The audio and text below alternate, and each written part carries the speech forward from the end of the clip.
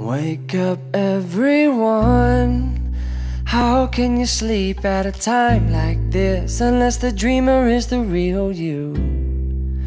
Listen to your voice, the one that tells you to taste past the tip. Waiting for Godot by Samuel Beckett is the story of two men, Vladimir and Estragon. These two guys are waiting for a man named Godot for a yet-to-be-released reason. Basically, our two heroes, Estragon and Vladimir, are two outlaw criminals from the city of Roanapur. They have to gun their way out of Roanapur, shooting any villains and other criminals of the underworld who get in their way. It's an action-packed series full of guns, swords, and whatever the heck you can think of.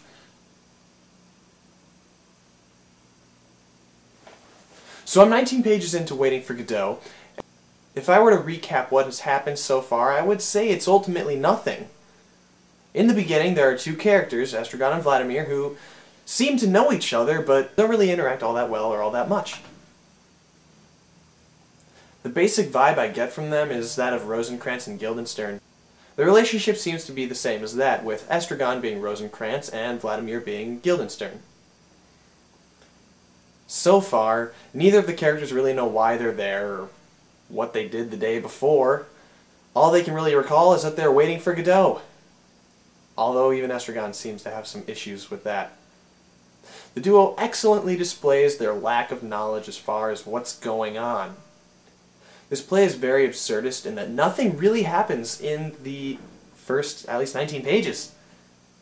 The play features our two friends chatting about various things that don't really matter. The only thing that's been established thus far is that the two characters are waiting for Godot, who they asked something of, though they don't really know what at this point. The two of them also have difficulty communicating with each other to the point where it just turns into a roundabout maze of God knows what. It even gets to the point where at times they're even unwilling to speak to each other, although the resistance doesn't last for more than about 2 or 3 lines at most. Something that confused me at first about this play was when Vladimir referred to Estragon as Gogo. Now I didn't really know what was going on until Estragon then called Vladimir Didi.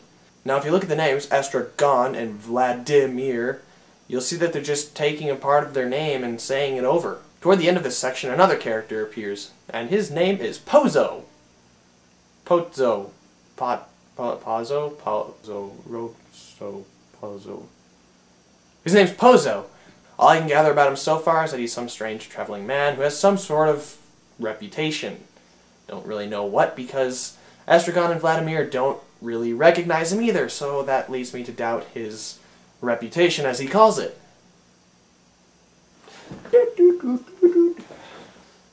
I'm really interested to read more about this play and see what happens. Tune in next time. I love research. In order to get a little bit more audience participation in these videos, we're going to do something we'll call it the comic question of the day. Basically with these, I'll start off by asking a question, and in your comments below, you will give me the answer to my question, and then you'll also post your own question. Between all of the questions that you post, I will pick my favorite one for the next video, and that will be then the next comic question of the day. And then we'll answer that one, and it'll keep cycling. Hopefully that made sense. If it doesn't, I failed.